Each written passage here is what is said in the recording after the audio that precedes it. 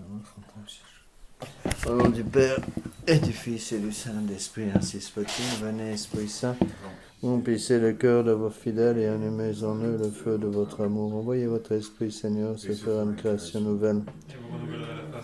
Nous prions Dieu qui avait daigné envoyer votre Esprit sur ce monde. Donnez-nous par ce même Esprit de comprendre et d'aimer ce qui est bien, de jouir sans cesse cette divine consolation par le même Jésus-Christ notre Seigneur. Ainsi soit-il. Je vous salue Marie, pleine de grâce.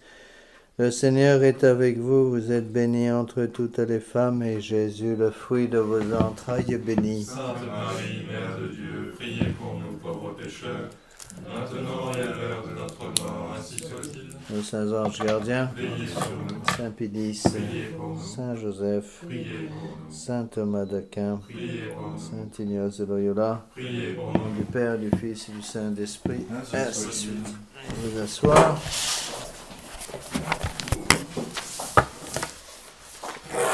Bon, alors ça sera pour ce soir donc comme sujet la lettre numéro 51. Florilège de conseil aux parents de nos jeunes paroissiens. Je dis tout de suite que c'est un sujet que j'ai déjà en partie traité, donc c'est une série de choses qui vont se recouper. Il est très difficile de... Il y a certains sujets que vous voulez qu'on aborde de différentes façons. Donc il y a des choses que j'ai déjà en partie dites.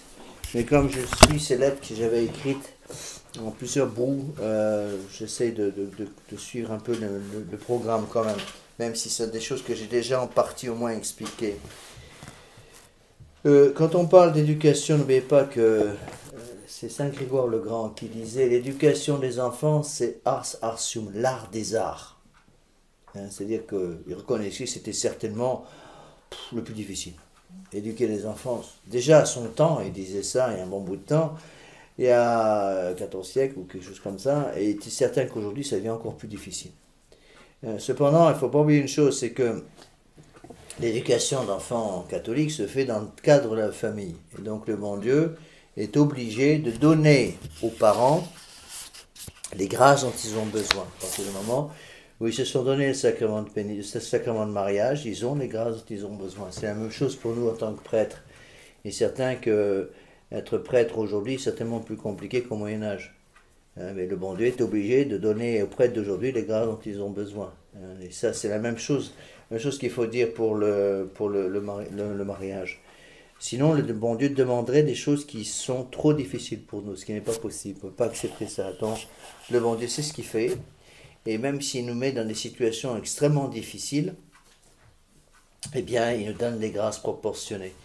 Je vous l'ai souvent déjà expliqué, je crois que c'est très très important à comprendre qu'il y a certaines périodes dans l'histoire de l'Église où bon Dieu demande plus. On le voit très nettement, par exemple, dans les premières époques de l'Église, pendant les grandes persécutions. Donc de 67 à 313, donc pratiquement pendant 250 ans, c'était pas facile d'être catholique. C'était la messe à 2h du matin dans les catacombes, et quand on se faisait prendre par la police, ça se terminait assez mal en général. On était coupés en morceaux, on était dévorés par les lions. Bon, aujourd'hui c'est un peu la même chose, avec une différence essentielle qu'il faut bien comprendre, c'est que le démon a compris que les premières persécutions provoquaient beaucoup de martyrs. Les gens mouraient martyrs, et les gens qui meurent martyrs vont droit au ciel. Il y a 2 fois que le martyr est un acte de contrition parfaite. Donc qui efface tous les péchés. Non seulement qui efface tous les péchés, mais le martyr efface aussi les peines temporelles dues au péché. Ça veut dire que ça c'est le foi catholique. Quelqu'un qui meurt martyr, meurt dans un acte de charité parfaite, et comme il a effacé par son martyr les peines temporelles des péchés déjà pardonnés, s'il y a toutes les peines du purgatoire, il a droit au ciel. Donc quelqu'un qui est mangé par un lion, par amour pour le bon Dieu, il passe directement l'estomac du lion au paradis. C'est quand même assez pratique. Bon. Et le démon a compris ça. Donc il a changé de technique aujourd'hui, on le voit nettement, bien qu'il y ait des persécutions physiques dans certains pays, on voit ça par exemple très nettement dans les pays musulmans actuellement, au Moyen-Orient ou dans d'autres pays aussi, il y a des persécutions terribles contre la foi catholique, mais je pense que le démon a changé de technique, et maintenant il corrompt les intelligences, parce qu'il sait que si le martyr envoie droit au ciel, la corruption de l'intelligence entraîne le péché. Les péchés contre la foi entraînent surtout ce qu'on appelle la cécité intellectuelle, l'aveuglement intellectuel, et l'aveuglement intellectuel entraîne la perte des âmes.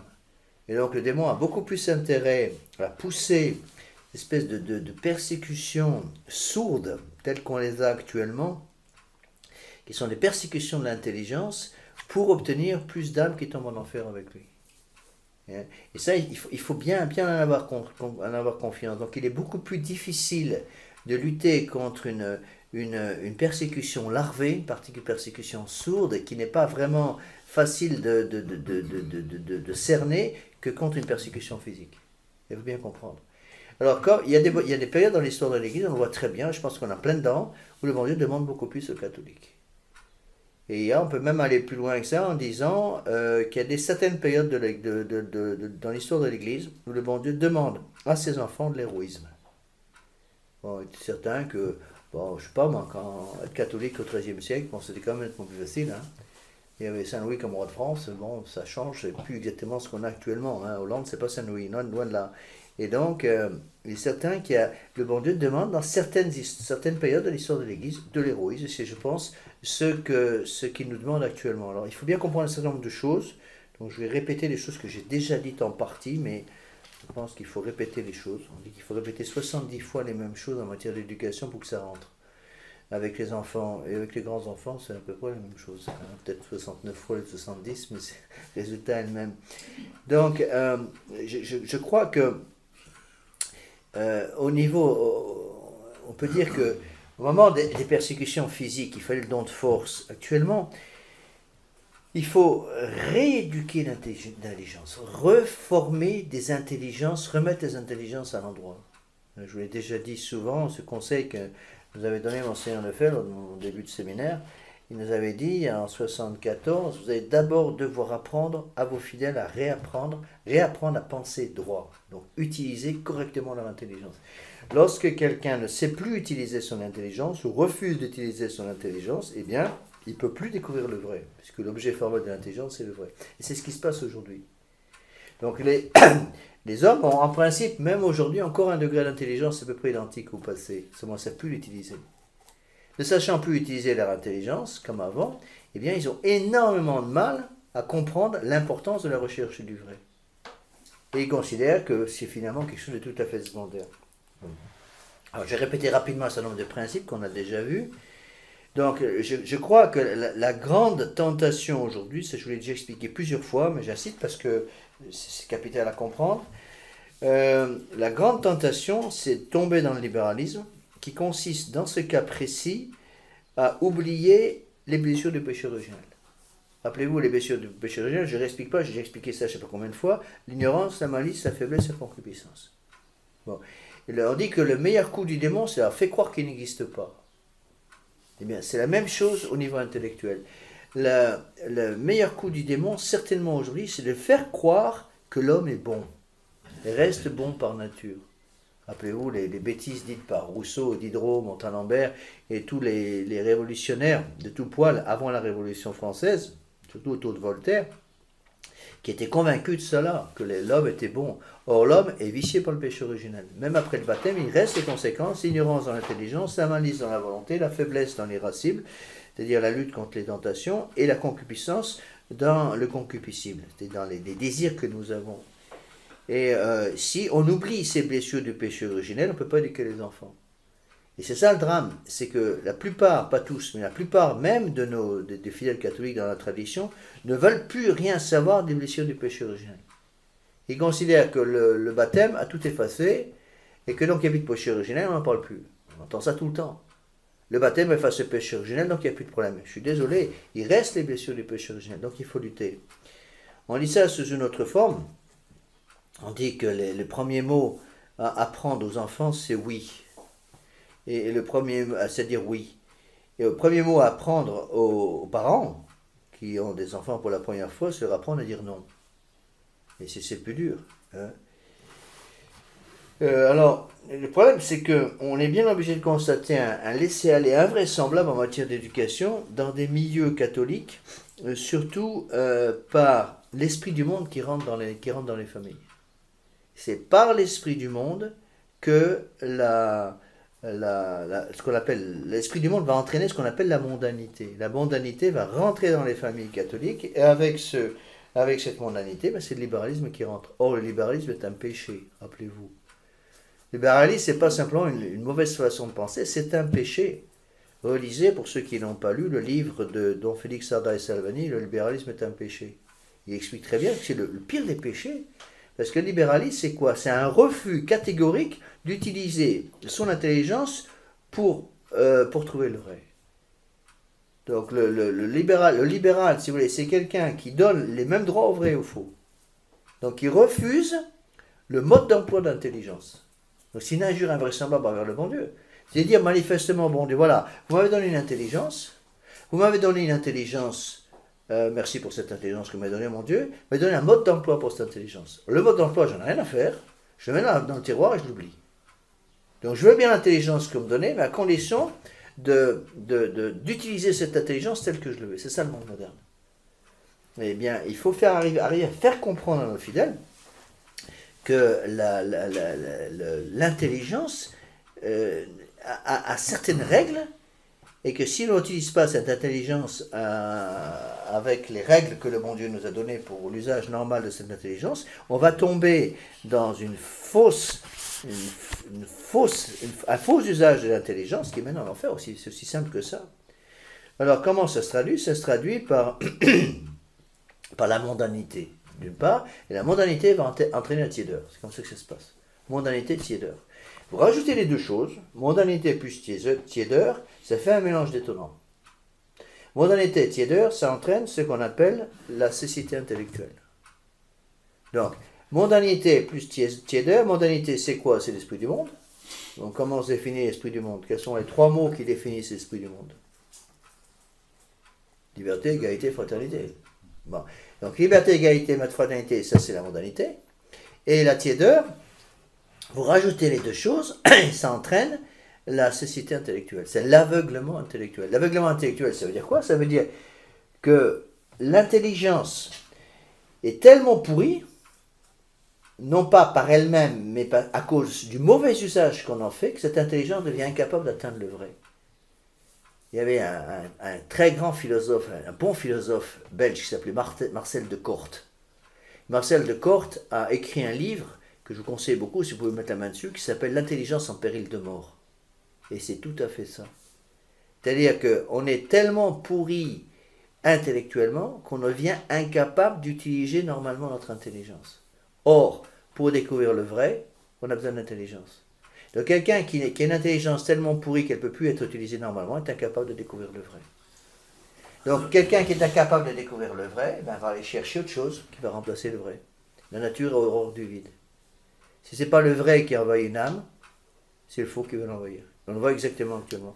Et c'est ça ce qu'on appelle l'aveuglement spirituel. L'aveuglement spirituel, c'est ça. Et c'est ça qui nous tue. Parce que dans beaucoup de familles, bon, il faut bien avouer ce qui est, moins quand même dans les milieux sédévacantistes, mais quand j'étais dans la fraternité, je vous dis je ne sais pas combien de fois, la mondanité, c'est ça qui a tué la fraternité Saint-Pédis, surtout dans les villes. La mondanité a tué la fraternité Saint-Pédis parce que la mondanité, si vous voulez, c'est comparable. Donc mondanité plus tiédeur, c'est comme si vous versiez un seau plein d'eau sur un feu qui couvre encore sous la cendre. Et après, si le faire redémarrer le feu, c'est impossible. Et c'est ça. Et combien de fois j'ai essayé d'expliquer ces choses-là à des fidèles quand j'étais dans la fraternité qui me regardaient avec des yeux ronds, ils ne me le disaient pas en face, mais je savais que dès que j'avais le dos tourné, ils disaient à leurs enfants, on ne tenait aucun compte de ce que vient de vous dire l'abbé. Vous voyez? Bon. Alors, deuxième principe qu'il ne faut pas oublier, c'est que si on ne forme pas correctement nos enfants sur le plan naturel, la grâce ne peut plus travailler. Beaucoup de gens croient que la grâce est toute puissante par elle-même. C'est vrai d'une certaine façon. Pourquoi? La grâce est divine. Mais saint Thomas d'Aquin enseigne que la grâce ne détruit pas la nature. Elle l'élève. Ça veut dire quoi? Ça veut dire que la grâce, il faut qu'elle travaille sur quelque chose. Et si vous avez le rôle des parents, c'est de préparer la nature des enfants. Donc la nature des enfants qui est donnée par qui? Qui est donnée par bon Dieu. C'est bon Dieu qui vous donne un enfant avec les puissances de son âme. Tous les enfants, quand ils naissent, que ça vous plaise ou non, ils ont tous une âme. Ils ont tous donc les puissances de l'âme, ils ont une intelligence pour découvrir le vrai, ils ont une volonté pour atteindre le bien, ils ont un irascible pour lutter contre les obstacles, un concupiscible pour désirer les bonnes choses, tous. Mais si vous ne formez pas les enfants, qu'est-ce qui va se passer? On peut faire une comparaison, comprendre avec une comparaison. On voit très bien ici, par exemple, dans les vignes. Tout à l'heure, je suis en train de dire mon chapeau dans les vignes. On voit très bien. On peut comparer, si vous voulez, le libéralisme dans l'éducation à une vigne qui n'est plus taillée. Eh ben, à côté de la chapelle de la FOC, à Nantes, on a un champ de vigne à côté qui n'est plus taillé depuis des années. C'est une vigne qui est abandonnée. Ben on voit, ça n'a pratiquement plus de raisins. Les petits raisins tout petits, tout maigrichons, qui n'ont rien du tout. Eh bien, je pense quand les parents ne comprennent pas ce que je suis en train d'essayer d'expliquer, si vous voulez, l'âme de leurs enfants va devenir moribonde. Ils gardent l'intelligence, ils gardent la volonté, ils gardent l'irascible et le concupiscible, mais ils deviennent incapables d'utiliser les puissances de l'âme pour atteindre leurs objets. Et du coup, eh bien, si vous voulez, les fondations naturelles de l'âme ne sont plus là. Et comme la grâce n'est plus la nature, la grâce n'a plus les fondations sur lesquelles elle va se fixer. C'est comme, si vous voulez, en gros, quelqu'un qui essaie de construire une maison sans fondation. Je pense que ça, c'est quelque chose d'absolument fondamental à comprendre. Mademoiselle Colette avait une belle expression. Elle disait, la plupart de nos parents, il ne faut pas généraliser bien sûr, mais elle disait, la plupart des parents aujourd'hui veulent considérer leurs enfants comme des petites merveilles irresponsables. Petites merveilles irresponsables. Et en fait, ce qu'il faut comprendre, c'est que un enfant qui sort du berceau est en puissance un démon ou un ange, selon l'indication qu'il va recevoir, selon la grâce du bon Dieu.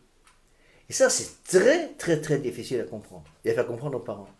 Moi, chaque fois que je baptise un bébé, je m'en rends compte.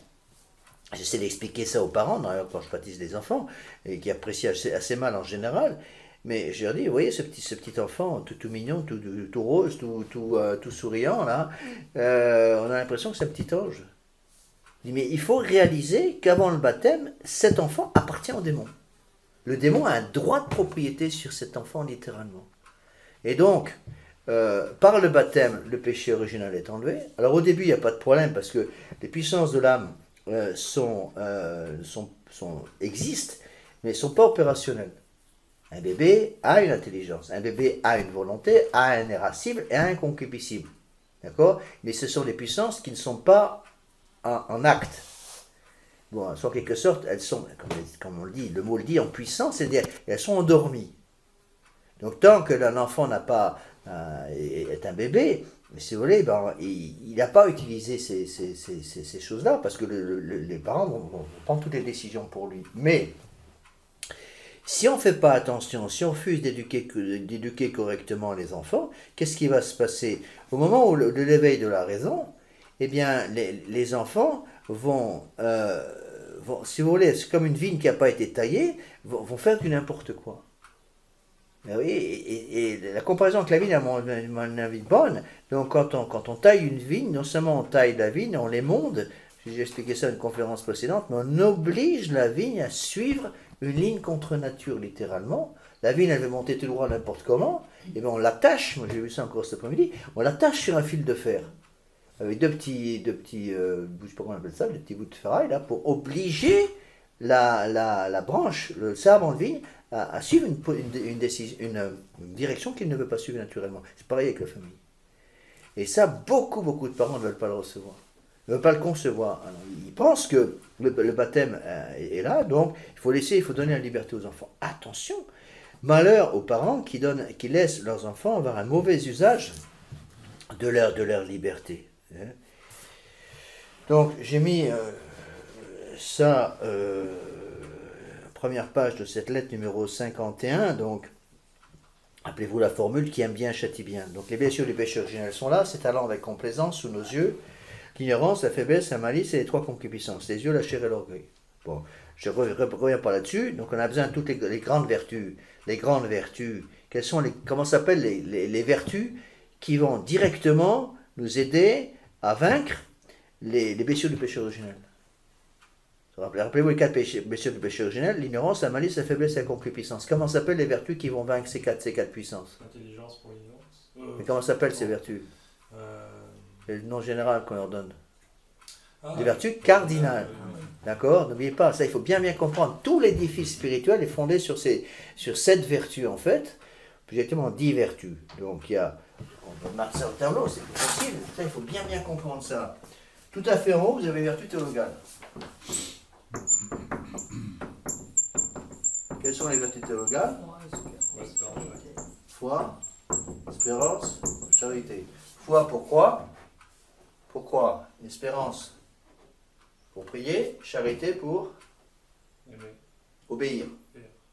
Hein, celui qui aime Dieu mais qui n'obéit pas à la loi du bon Dieu est un menteur. Donc, foi pour croire, ça c'est la croire. Espérance, quelle est la conséquence de l'espérance? Qu'est-ce qui nous aide à pratiquer cette espérance? La prière. D'accord? Et charité? Obéissance. L'obéissance à quoi? Au commandement. Donc, commandement. D'accord? Donc, foi, espérance, charité. Foi pour croire, espérance pour prier, charité pour obéir. Ça, c'est les vertus théologales qui ont Dieu pour objet, d'où leur nom théo. Théologale, théos en grec, c'est Dieu. Une vertu théologique, c'est ça. Logos, c'est la parole. Donc, théologale, c'est la parole de Dieu. Bon. En dessous des vertus théologales, vous avez immédiatement 4 vertus qu'on appelle les vertus cardinales. Rappelez-vous la différence essentielle qui existe entre les vertus théologales et cardinales, j'ai déjà expliqué ça souvent. Théologales, elles augmentent à l'infini. On n'a jamais trop de foi, l'espérance et de charité. Par contre, toutes les vertus cardinales sont comme un sommet entre deux chutes possibles. Et on dit qu'elles sont comme une ligne de crête, si vous voulez. On peut tomber d'un côté ou de l'autre. Donc il y a 4 vertus cardinales qui sont la prudence, la force, la tempérance,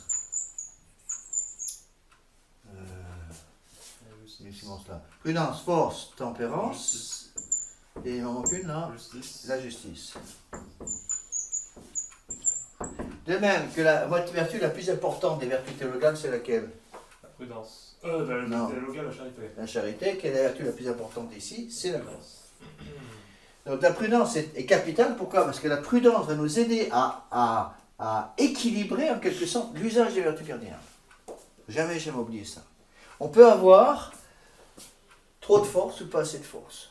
Trop de force, c'est la cruauté. Pas assez de force, ça devient une espèce de condescendance qui est dangereuse. Tempérance, c'est pareil. On peut avoir trop de tempérance, par exemple faire pénitence de façon imprudente. Bon, justice, c'est pareil. Une justice poussée à l'extrême, ça finit par devenir une injustice.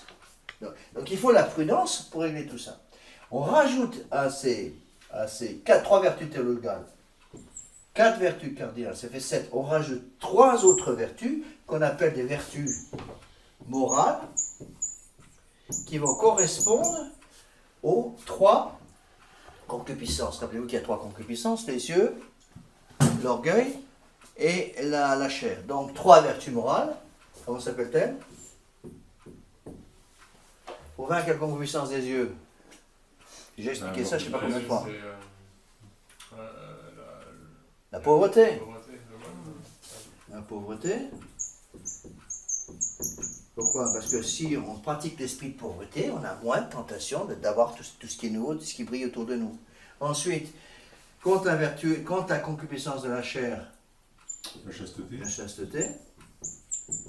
Et contre la concupiscence de... Qu'est-ce qui manque là? Contre l'orgueil, l'obéissance. Donc vous avez 7 vertus qui, en quelque sorte, fondent tout l'édifice spirituel. 3 vertus théologales, foi, espérance, charité. Foi pour croire, espérance pour prier, charité pour aimer le bon Dieu en suivant ses commandements. 4 vertus cardinales, la prudence, la force, la tempérance, la justice. Chaque vertu cardinale ayant pour but de diriger, en quelque sorte, de limiter les blessures du péché originel. Donc l'ignorance, c'est la prudence. La faiblesse, c'est la force, la malice, c'est la justice, et la concupiscence, c'est la tempérance. D'accord? On rajoute 3 autres vertus. Pourquoi? Parce qu'il y a trois concupiscences, nous dit Saint Jean, c'est des enseignements de Saint Jean. Concupiscence des yeux, l'esprit de pauvreté. Concupiscence de la chair, l'esprit de chasteté. Concupiscence de l'orgueil, obéissance. Et donc, on pourrait écrire, si vous voulez, un traité sur l'éducation. Qu'est-ce que c'est qu'éducation des enfants? L'éducation des enfants, ça consiste à donner aux enfants foi, espérance, charité, prudence, force, tempérance, justice, pauvreté, chasteté, obéissance. Le problème, c'est que la plupart des parents ne s'occupent pas de ça. Alors, les gamins arrivent à 17-18 ans, ils n'ont jamais appris ces choses-là. Y compris dans les milieux de la tradition. Bon, je ne dis pas que c'est toujours comme ça. Dieu merci, il y a quand même des familles qui tiennent la route encore. Mais il n'y en a pas beaucoup. Hein. Pas beaucoup. Dans la fraternité, je vous assure que, entre autres, au niveau des vertus morales, la pauvreté, la chasteté, l'obéissance, n'en parlons pas. Combien de fois on voyait des gamins de 7-8 ans, on fait absolument qu'à leur tête dans les familles catholiques. Hein. Au niveau de l'esprit de pauvreté, l'esprit de chasteté, il y a vraiment des problèmes. Quand vous voyez, combien de fois j'ai vu ça dans les familles, je vous donne des exemples tout simples. Hein. Quand vous voyez un gamin de, je sais pas, de 10 ans, une gamine de 10 ans, une sortie d'école qui a déjà un téléphone portable, enfin je m'excuse, l'esprit de pauvreté, il est où là-dedans? Est-ce que c'est vraiment nécessaire pour une gamine? Bon, quand vous voyez la façon dont, par exemple, vous voulez voir un petit peu ça, assister à une sortie d'école, même dans les milieux de tradition, il ne faut pas faire d'illusions, hein. Quand vous voyez par exemple la façon dont s'habillent les enfants dans les filles, par exemple, souvent même, j'espère pas dans le milieu des vacantistes, relativement peu, dans le milieu de la tradition en France, au niveau de la fraternité Saint-Pédis, il faut y avoir des catastrophes au niveau vestimentaire, surtout chez les jeunes filles, et ça c'est la chasteté qui trinque. Hein. Et l'obéissance, n'en parlons pas, les enfants faisaient absolument ce qu'ils voulaient. Bon, et qu'est-ce qui est responsable derrière? Les parents. Donc, toute l'éducation, educere, c'est quoi? Educere, dans le mot éducation, c'est tirer dans une direction opposée à la nature des choses. C'est ça l'éducation. Donc, toute éducation, si vous voulez, est basée sur foi, espérance, charité, prudence, force, tempérance, justice, et les 3 vertus morales, pauvreté, chasteté, obéissance. Et donc, dans une maison religieuse, donc, il est évident, c'est ce que nous disait Monseigneur tout le temps, avec juste raison, il nous disait, le problème c'est qu'on considère en principe, quand quelqu'un rentre en vie religieuse, c'est plus un gamin. Quand quelqu'un rentre en vie religieuse, il a disons 20 ans. Monseigneur Lefebvre nous disait avec raison, on considère en principe que toutes ces vertus sont déjà là. Quand quelqu'un commence sa vie religieuse à 20 ans ou 22 ans, en principe, ces vertus doivent déjà être là, plantées bien profondément par les parents.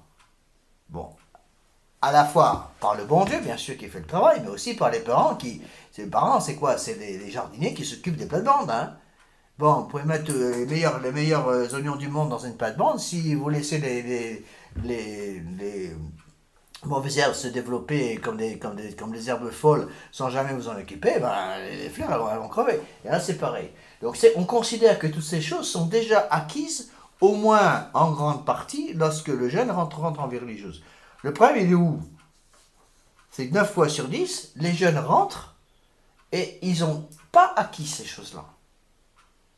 Et Monseigneur Lefebvre nous expliquait avec raison, il nous disait on est obligé d'apprendre au séminaire des choses qu'on ne devrait pas être supposé d'apprendre, être obligé d'apprendre en tant que professeur, parce que c'est des choses qui devraient avoir été acquises dans les familles catholiques, ça n'a jamais été fait. Alors, des choses naturelles.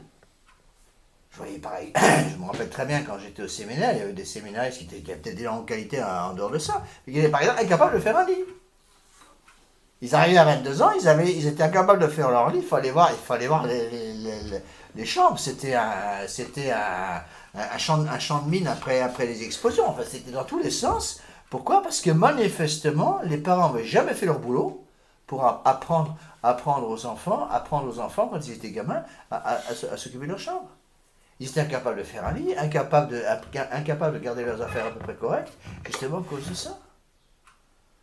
À tel point que Monseigneur Lefebvre savait savoir quels étaient les séminaristes qui gardaient leurs chambres propres quand il faisait visiter les chambres à des parents, par exemple, ou à des futures vocations qui ouvraient un petit peu le bâtiment. Bon, il ne rentrait pas dans n'importe quelle chambre, il faisait exprès de faire rentrer dans les chambres qui étaient à peu près tenues, quoi. Vous voyez, mais ça c'est capital. Et l'éducation, c'est ça. Je veux dire, mais toutes ces vertus sont des vertus infuses. C'est le bon Dieu qui fait le travail. Attention, on retombe sur ce que je vous ai expliqué, le texte de saint Thomas, qui dit expressément que la grâce n'est pas la nature. Certes, ces vertus sont infuses, mais elles sont aussi vertus acquises. Quelle est la différence d'une vertu acquise et d'une vertu infuse? Vertu infuse, c'est Dieu qui donne directement une vertu. La foi, par exemple. Est-ce que la foi, est-ce qu'un gamin après le baptême, un bébé après le baptême a la foi, l'espérance et la charité? Après le baptême. Oui. Oui, après le baptême, il y a la foi, l'espérance et la charité, puisque le baptême donne la foi, l'espérance et la charité. Ce sont les vertus acquises ou les vertus infuses? Infuses. Donc il est évident qu'au début, la foi, l'espérance et la charité sont des vertus infuses. Mais, à ce moment-là, si vous voulez, l'enfant, le bébé, n'a pas besoin. Il a besoin de la foi, de l'espérance et de la charité. Il n'a pas besoin vraiment encore de l'esprit de pauvreté, chasteté, obéissance. Puisqu'il n'a pas encore l'usage de la raison. Il n'a pas besoin, strictement parlant, de la prudence, de la force, de la tempérance et de la justice. Pourquoi? Parce que toutes ces, si vous voulez, son organisme spirituel est encore complètement dominé par la raison dans le bon sens, dans le sens qu'il n'y a pas encore l'éveil de la révolution à l'intérieur de l'âme de l'enfant contre tout ce qu'on lui enseigne. Vous voyez? Mais très vite vont se rajouter à ces vertus infuses des vertus acquises. Comment est-ce qu'une vertu devient acquise? La pratique de la vertu. Par la répétition des actes. La répétition des actes. Donc répéter les mêmes choses. Et beaucoup de parents disent, vous savez, on a assez de répéter toujours les mêmes choses. Mais c'est comme ça fait partie des obligations. Des obligations des parents. Mais si les parents n'ont pas fait leur boulot à ce niveau-là, c'est le cas très très souvent aujourd'hui, si les parents ont refusé de faire le boulot, il y a encore les vertus de foi, d'espérance et de charité qui sont infuses, pardon. Bon, au moins pendant un certain temps, parce que la vertu de charité, on la perd comment?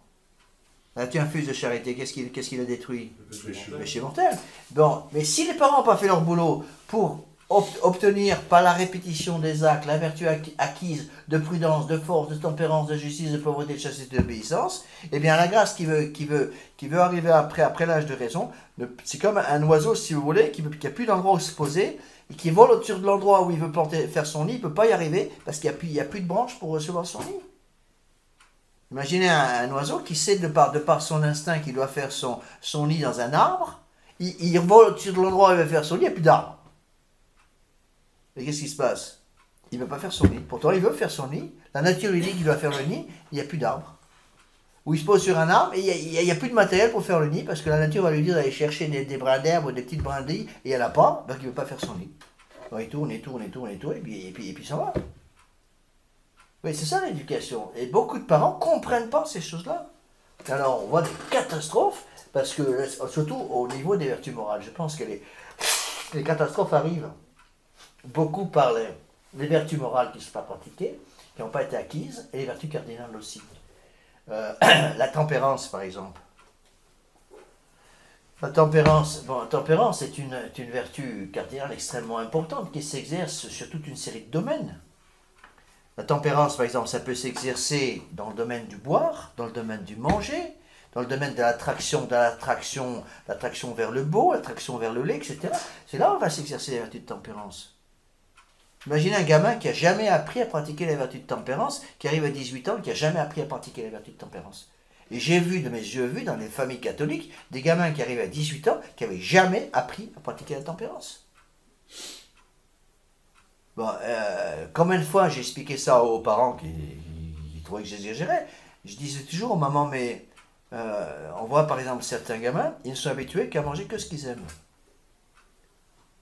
Imaginez un gamin qui arrive à 18 ans, qui n'a jamais mangé une seule fois de sa vie quelque chose qu'il n'aimait pas. Vous voyez, catastrophe sur le plan moral? Il n'a jamais appris à aller contre sa nature viciée par le péché originel. Donc il n'a aucune vertu de tempérance. Aucune vertu de tempérance, il n'a jamais appris à être prudent. La prudence, ça s'acquiert comment? Par justement la direction. Le père, c'est le rôle du père surtout, qui va apprendre à ses enfants à pratiquer la vertu de prudence. Bon, à agir prudemment, exactement comme j'ai un père qui apprend à son gamin de 15 ans à conduire déjà un petit peu, il va lui apprendre les règles de sécurité des voitures. Il va imaginer quelqu'un qui n'a jamais appris la vertu de tempérance, qui arrive à 18 ans, qui n'a jamais pratiqué la vertu de tempérance. Bon, il n'a jamais mangé un truc qu'il n'aime pas. Il a toujours suivi tous ses sens pour ça me plaît, je prends, ça me plaît pas, j'en veux pas. Et combien de fois j'ai dû dire aux parents, mais attendez, vous avez déjà obligé votre enfant à manger quelque chose qu'il n'aimait pas? Monsieur l'abbé, on n'est pas compte. Il ne faut pas faire des choses comme ça. Il ne faut pas obliger nos enfants à manger quelque chose qu'ils n'aiment pas. C'est de la cruauté. C'est pas la cruauté, c'est l'amour. Une maman qui n'a jamais obligé son fils à manger quelque chose qu'il n'aime pas, elle a oublié de construire dans l'âme de son enfant quelque chose qui est absolument fondamental pour que les vertus la grâce puisse s'implanter après. Et donc après, il y a quelque chose qui va manquer pratiquement pour toute la vie. Imaginez, je ne sais pas moi, un gamin qui a jamais appris la tempérance, par exemple, au niveau de la boisson, c'était pareil. J'ai vu ça dans certaines... En Australie, il y avait une coutume épouvantable qui s'appelait les schoolies. C'était une coutume anglaise qui consistait à la fin de l'équivalent du bac, après le bac. Donc les jeunes partaient entre eux 3 jours en général dans un endroit CUP pour faire la bragne quoi, pendant 3 jours entre filles et garçons. Bon, Dieu merci, dans les familles de la tradition bien forte, ça n'existait pas, ces choses-là, mais il y avait beaucoup de familles qui étaient trop faibles en matière d'éducation et qui laissaient faire des choses comme ça. Les gamins, c'était épouvantable, parce que surtout que là-bas, il y avait des lois très, très strictes, qui sont d'ailleurs complètement stupides, qui interdisaient aux gamins de boire une goutte d'alcool avant 18 ans. Bon, donc ils n'apprennent pas à boire. En France, on apprend à boire petit à petit. Moi, quand j'avais 10 ans, mon père me donnait un petit peu de vin le dimanche, j'avais 3 mm de vin au fond de mon verre, et puis je sirotais mon petit verre, mon petit millilitre de vin pendant tout le repas. Bon, et puis quand j'avais 12-13 ans, il m'en mettait un petit peu plus le dimanche, et puis comme ça, on apprend aux enfants à pratiquer la vertu de tempérance par rapport à la boisson. Imaginez les gamins qui n'ont jamais appris ça, d'un seul coup, ils se retrouvent à 18 ans, ils ont le droit de boire. Bah, ils s'enlèvent complètement. Et j'ai vu des catastrophes dans les pays de langue anglaise, le jour, à 18 ans, surtout les garçons devenaient, mais rentraient le soir, mais complètement ivres, parce qu'ils n'avaient jamais bu avant. Puis c'était des lois ridicules, parce que rien n'empêchait le gamin qui avait 17 ans d'utiliser la carte d'identité du voisin, ou d'envoyer son copain qui avait 18 ans à acheter de l'alcool. Vous voyez, et ce que j'explique là, c'est qu'il est capital en matière d'éducation de donner aux enfants la pratique de ces vertus morales de pauvreté, chasteté et d'obéissance. Par exemple, la pauvreté, c'est capital. Si les enfants ont tout à 10-12 ans, on voit des gamins à 10-12 ans dans les milieux de tradition qui ont déjà pratiquement tout. Mais comment voulez-vous qu'après ils tiennent une vocation?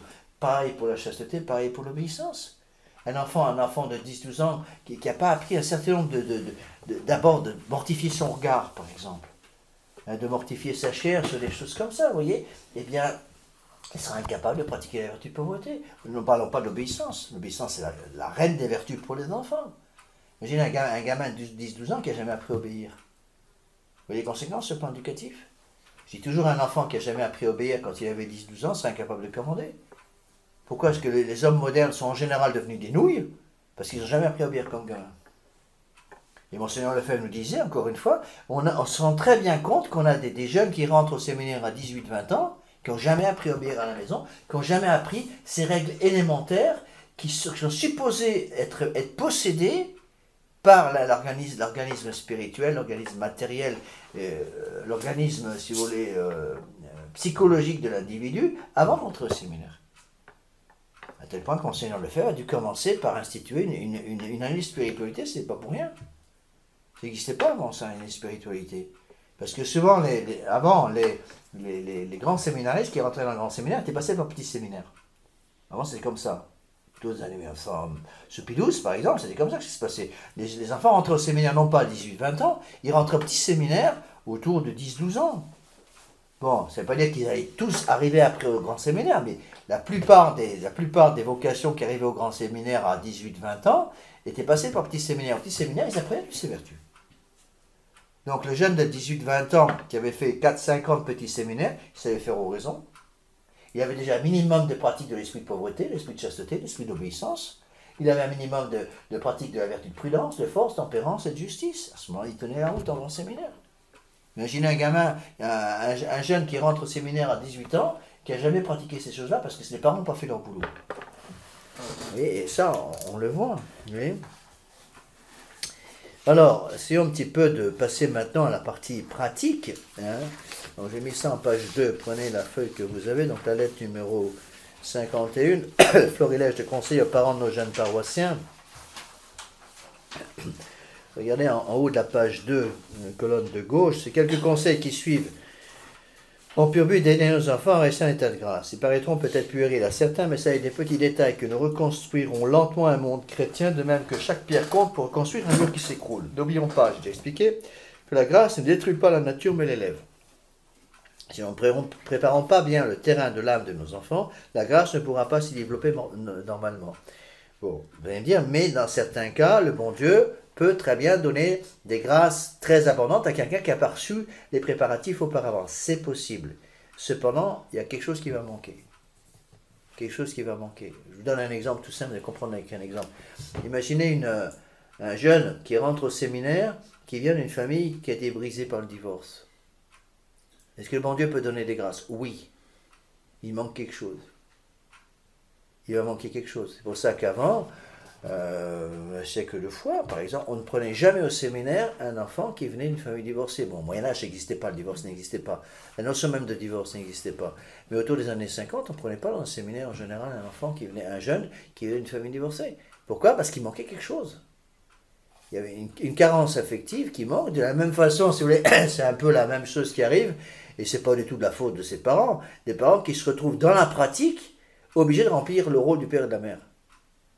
Par exemple, une maman qui a perdu son mari.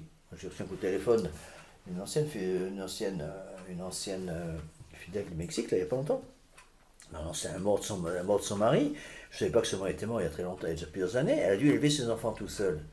Bon, ben, le bon Dieu va donner les grâces, c'est sûr. Mais naturellement, elle va manquer quelque chose. Parce qu'une mère va être obligée d'avoir un peu de fermeté, qui est pas en soi ce rôle, c'est plutôt le rôle du père, mais comme le père n'est pas là, il va falloir qu'elle le fasse elle-même. Vous voyez? Et c'est tout à fait dans la nature d'un père de famille de donner parfois une fessée à son gamin qui est insupportable. C'est peut-être pas dans la nature de la mère de faire la même chose, parce que c'est plus le rôle du père. Mais si le père n'est plus là parce qu'il est mort, eh ben, il faut bien que la mère remplisse en partie la fonction du père. Vous voyez? Et on se rend très bien compte dans des familles comme ça, souvent, pas toujours, souvent il y a une carence affective. Il y a quelque chose qui manque, c'est pas la faute du gamin, c'est pas la faute de la personne, mais par la force des choses, il manque quelque chose. Vous voyez? Donc, alors, j'ai mis ici un certain nombre de règles pratiques. Il y en a qui s'étonneront un petit peu de ça, quoi, mais c'est des règles qui peuvent être modifiées sur certains points. On peut rajouter des choses, c'est simplement un petit peu des grandes lignes. Mais je pense que ça aide. Vous voyez, on voit très bien. Si vous voulez, il faut, comment expliquer, pour connaître les points sur lesquels il faut travailler, il faut connaître les points attaqués par nos ennemis. Vous voulez savoir, par exemple, quels sont les points de doctrine les plus importants à protéger dans la foi catholique? Regardez les points de doctrine qui sont les plus attaqués par l'Église de Vatican II. Là sont les points importants. Regardez où va le démon.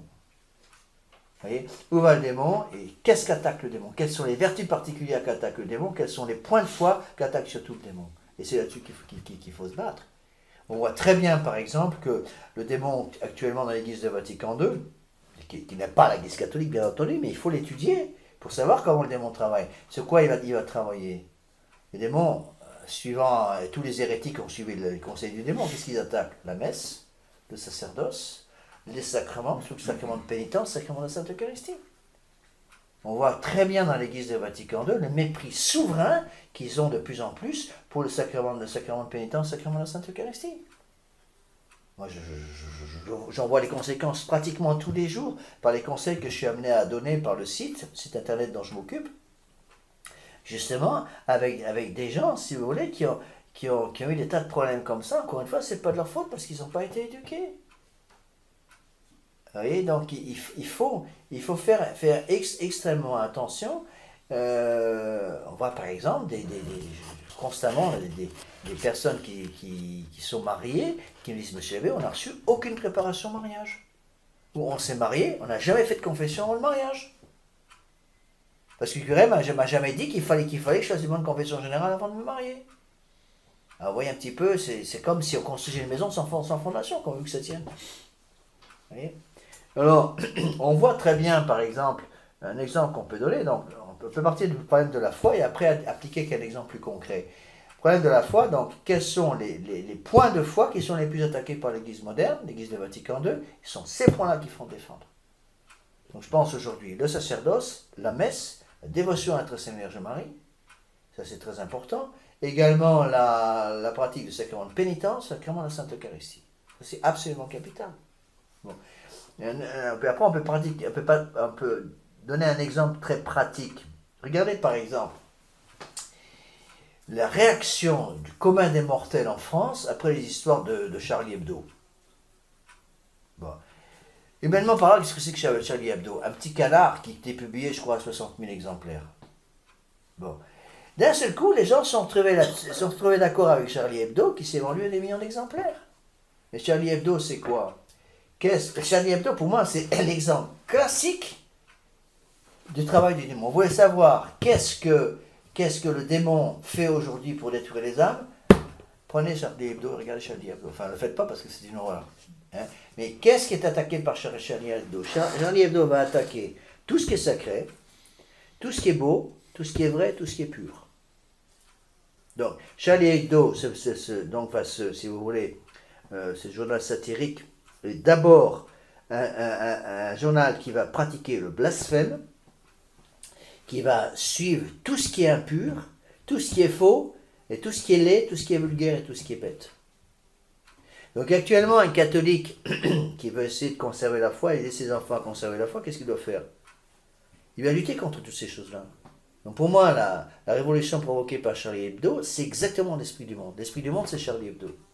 Bon, c'est un esprit de blasphème, un esprit de laideur, un esprit de vulgarité, un esprit de bêtise, un esprit de fausseté, un esprit d'impureté.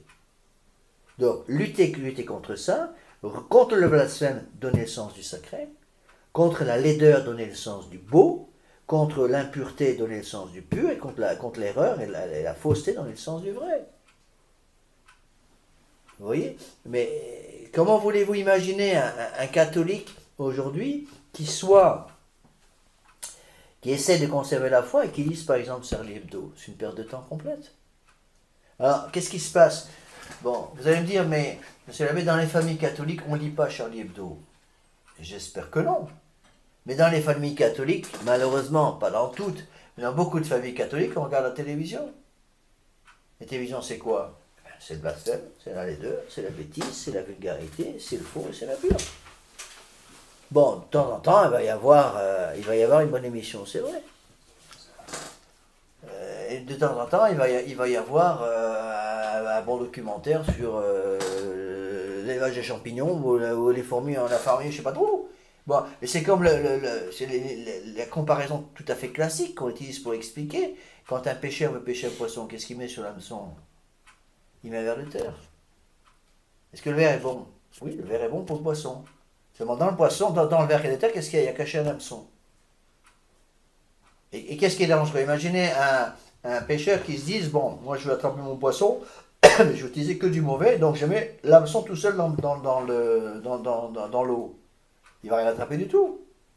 Et donc plus le verre est dodu et appétissant pour le poisson, plus l'hameçon est dangereux.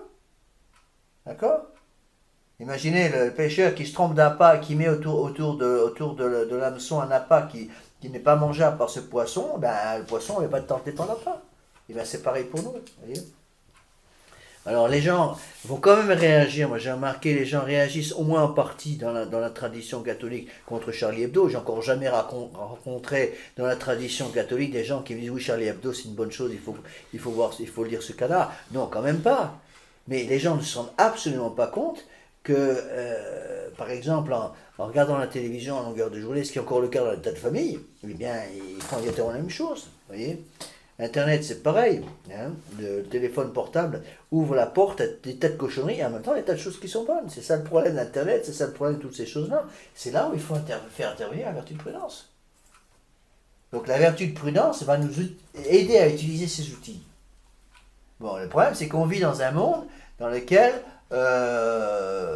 malheureusement, il est difficile de vivre sans ces outils. Mais non, mais ce qui est. C'est possible. On m'a envoyé, il n'y a pas longtemps, quelqu'un m'a envoyé un petit vidéo de quelques minutes très intéressant sur un vieux paysan. C'est Mme Cuny qui m'a envoyé ça. Un vieux paysan breton qui a refusé le tracteur. Alors, plein de bon sens, c'était vraiment plaisir. Un vieux paysan breton qui expliquait, moi je travaille encore avec des bœufs. Oui. Bon, très bien. Donc grâce à ça, j'étais en admiration. Bon, tout le monde n'est pas obligé de faire ça, c'est sûr. Je ne vais pas dire que c'est un péché d'utiliser un tracteur pour un paysan. Mais je crois que ce qu'il faut vraiment faire comprendre aux gens, c'est que tous ces outils doivent être réglés par la vertu de prudence. C'est la vertu de prudence qui se place au sommet, si vous voulez, de la vertu, et qui va empêcher les dérives d'un côté ou de l'autre. Bon, il est certain que dans le milieu moderne dans lequel on vit, bon, moi je vois par exemple en tant que prêtre, bon, le téléphone portable est devenu quelque chose pour moi qui est pratiquement indispensable. Parce que si je devais faire tout le travail que je fais sur le plan au niveau de réponse au courrier, par exemple, uniquement à la main, mais il me faudrait 3 secrétaires. Bon, j'ai 30 lettres par jour qui arrivent en téléphone portable. Bon, aux 30 messages qui arrivent par jour en téléphone portable, si j'ai téléphone portable, je peux y répondre. Je suis conduit le dimanche pour aller assurer mes messes. Eh bien, je peux répondre à mon courrier, etc. Bon, c'est un instrument. Mais c'est pareil pour Internet, c'est pareil pour le téléphone portable, c'est pareil pour tous ces outils-là. Mais il faut quand même faire très attention. Donc, j'ai mis ça comme première règle pratique. Dans la page 2, débarrassez-vous de la télévision, des jeux vidéo et soyez très prudents dans l'usage du magnétoscope. Bon, j'ai écrit ces règles il y a très longtemps, hein, mais elles sont toujours valables. Il paraît que maintenant la télévision est complètement dépassée justement par les vidéos et tout ça. Mais là, surtout pour ceux qui m'écoutent sur Internet, j'étais absolument stupéfait de voir dans les milieux catholiques traditionnels le nombre de parents qui tolèrent par exemple les jeux vidéo à la maison. Des gamins qui passent des heures et des heures parfois par jour à jouer avec des jeux vidéo. Les jeux vidéo devraient vraiment pratiquement disparaître des familles catholiques. Bon, de temps en temps, il y a quelques jeux vidéo qui peuvent être intéressants, je ne sais pas, des jeux vidéo éducatifs, comme par exemple, je ne sais pas, apprendre à piloter un avion avec un appareil spécial. Bon, très bien, je ne suis pas contre, mais encore une fois, il faut contrôler, garder tout ça sous contrôle. Vous voyez, donc on voit l'usage. Prenez par exemple le cas du téléphone portable. Le téléphone portable est un outil très utile pour un adulte, mais est-ce que c'est un outil absolument nécessaire pour un jeune de 15 ans? Moi, je ne pense pas. Vous voyez, quand on voit par exemple les quantités ahurissantes de SMS qui sont envoyés toutes les minutes dans un pays comme la France, ça laisse rêveur. 99% de ces SMS sont absolument inutiles. Bon, est-ce qu'il est bon donc pour des parents de laisser leur gamin, leur gamine de 14-15 ans avoir un téléphone portable et utiliser leur téléphone portable pour tout à 14-15 ans? Moi, je pense que c'est une énorme erreur. Parce qu'à ce moment, on habitue les enfants à vivre déjà contre l'esprit de pauvreté, contre l'esprit de chasteté, parce que très vite, ils vont découvrir tout ce qu'on peut faire avec un téléphone portable, surtout s'il y a une connexion Internet, et des catastrophes qui arrivent. Vous voyez donc, je pense que les parents qui veulent réagir, qui se rendent compte de ces dangers-là, en matière d'éducation, qui veulent protéger l'âme des enfants, doivent réagir. Je maintiens, par exemple, qu'un enfant de 14-15 ans peut vivre aujourd'hui sans téléphone portable. Bon, qu'éventuellement, dans certains cas particuliers, mon enfant qui va, je sais pas, visiter des amis avec l'accord de ses parents, que les parents disent, bon, tu prends un téléphone portable et tu téléphones dès que tu es prêt, on va te chercher. Bon, c'est autre chose, mais pas de façon habituelle.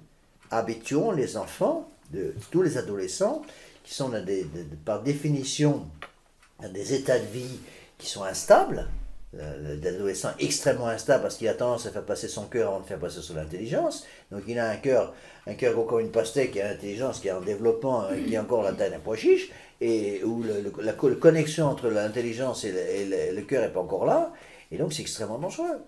Et je pense que les parents doivent réagir pour empêcher l'usage des téléphones portables quand c'est pas absolument nécessaire pour les adolescents, c'est absolument pas nécessaire, et surtout les jeux vidéo.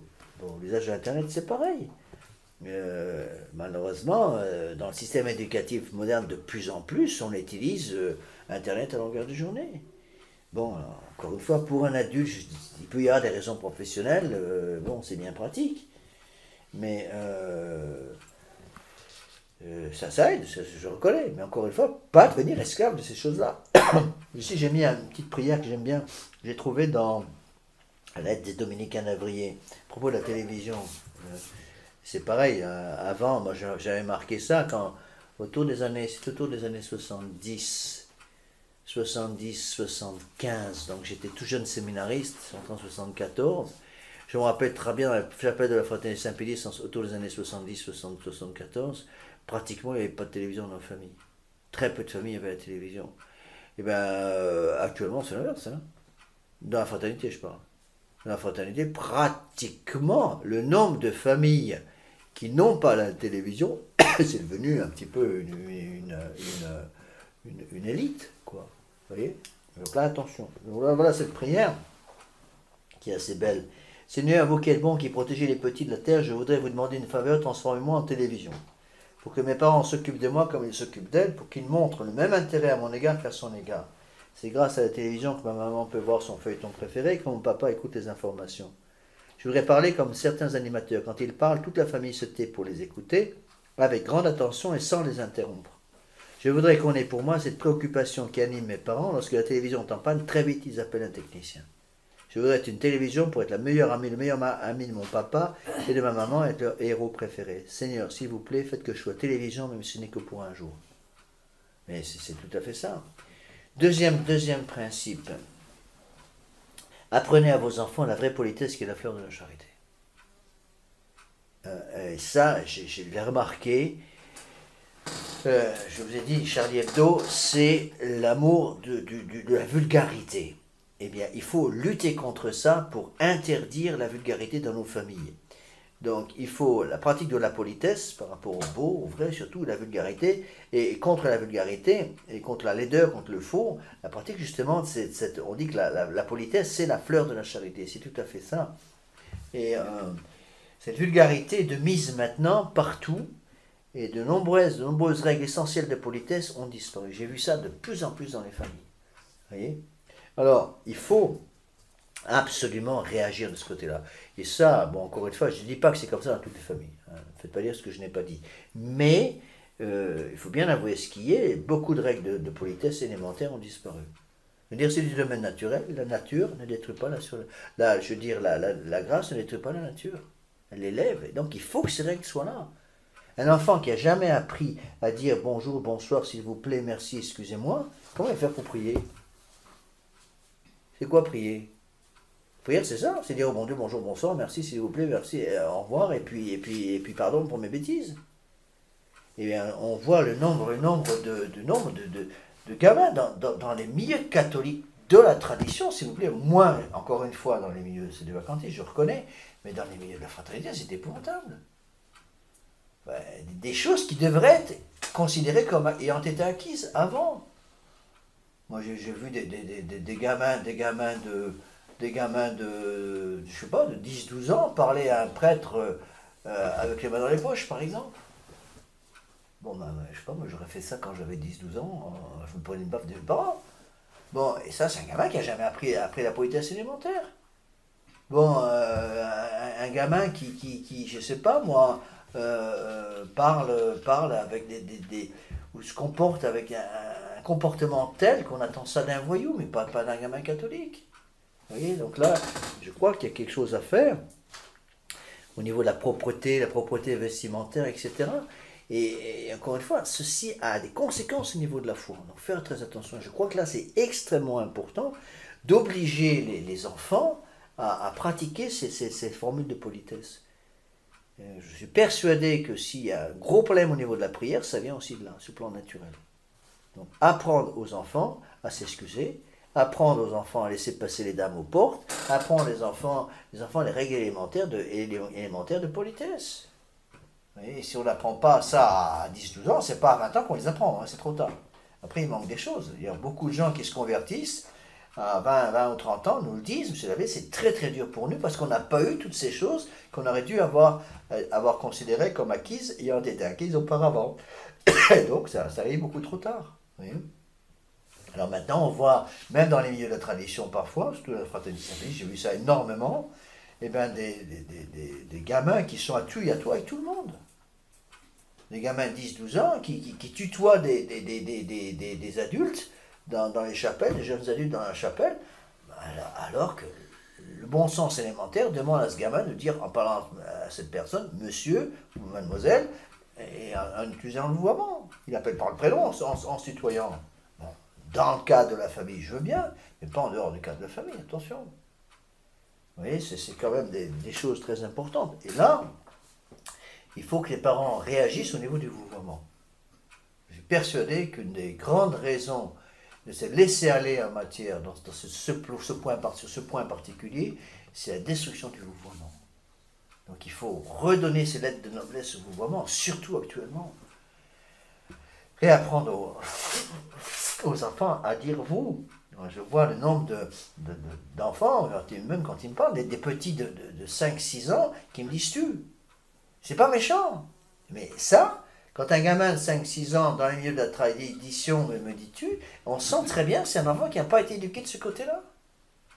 Bon, les parents ont dû expliquer à l'enfant, ça devrait être déjà acquis à 5 ans. On te parle avec un adulte, on dit vous.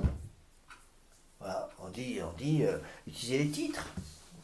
Bon, par exemple, je donne des détails, même dans les écoles, par exemple, le nombre d'enfants qui vont. L'abbé, comme ça, on appelle comme ça, mais c'est pas l'abbé, c'est monsieur l'abbé. Mademoiselle, monsieur, s'il vous plaît, bonsoir, merci. C'est ces choses qui sont très importantes.